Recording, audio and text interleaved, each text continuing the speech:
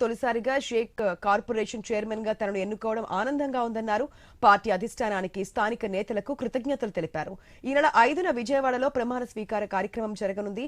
Sheikh corporation ఆధ్వర్యంలో షేక్ సామాజిక వర్గ అభ్యున్నతి కోసం చర్యలు ప్రారంభిస్తారని చెబుతున్న విఎస్ ముక్తియార్తో మా కడప ప్రతినిధి Prasad Sharma face to face.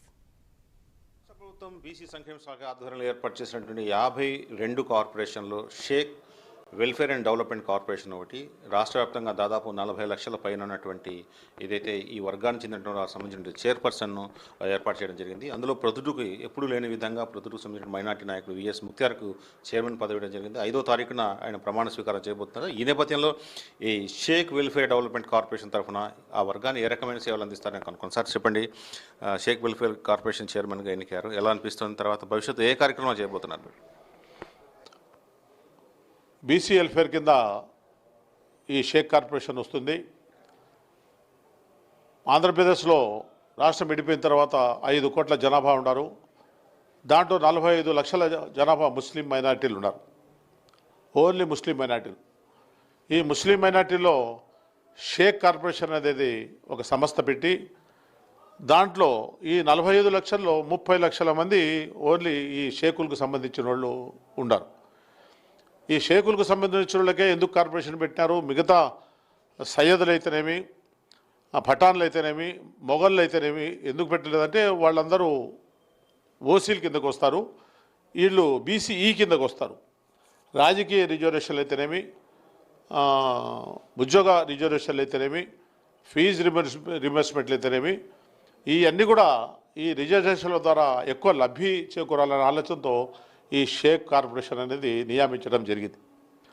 దాంట్లో భాగంగానే మాకు ఇచ్చిన బాధ్యతలు ఈ 30 లక్షల షేక్ కార్పొరేషన్కు సంబంధించిన షేకులు ముస్లిమ్స్ ఎవరైతే ఉన్నారో వాళ్ళు కులవృత్తుల ద్వారా ఎక్కువ ఉద్యోగాలు ఎవరికి లేవు.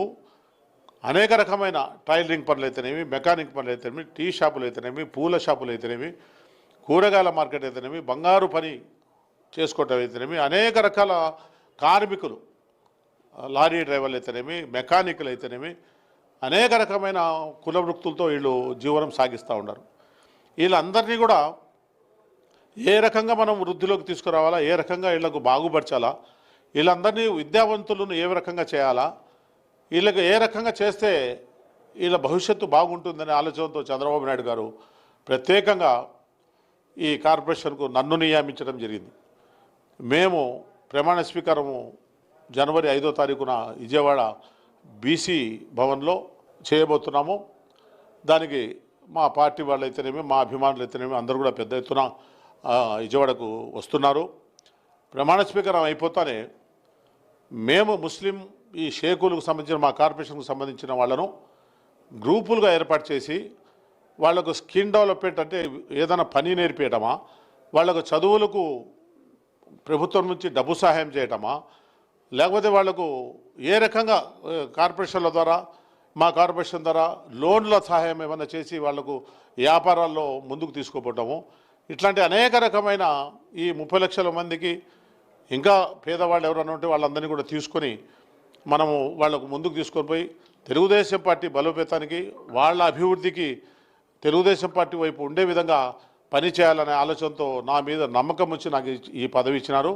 ముస్లింల భవిష్యత్తు, ముస్లింలు ఒక ఉన్నత స్థాయికి చేరుకునే విధంగా మేము పనిచేస్తామని చెప్పి నేను ఎలక్ట్రానిక్ మీడియా ద్వారా ప్రజలకు తెలియజేసుకుంటూ, ప్రమాణ స్వీకారం అయిపోయిన తర్వాత ఇంకా కొంత డీటెయిల్స్లోకి పోయి ఏ విధమైన సహాయమో మనము షేక్ కార్పొరేషన్ ద్వారా మీ అందరికీ చేయగలుగుతామో చేస్తామని చెప్పి నేను తెలియజేసుకుంటూ, నాకు ఈ అవకాశం ఇచ్చిన మీ అందరికీ ధన్యవాదాలు తెలుసుకుంటూ సెలవు తీసుకుంటున్నాను. ఏదైతే వెనుకబడిన వర్గంగా ఉన్నటువంటి షేకుల యొక్క అభ్యున్నతి కోసం పనిచేస్తాం, కేవలం చిరు వ్యాపారాలు చేసుకుని జీవించే వర్గాల యొక్క అభ్యున్నతి కోసం తను పాటుపడతానని చెప్తున్నాను. కెమెరా పర్సన్ సుమంత్తో శర్మ, ఐ న్యూస్, ప్రొద్దుటూరు.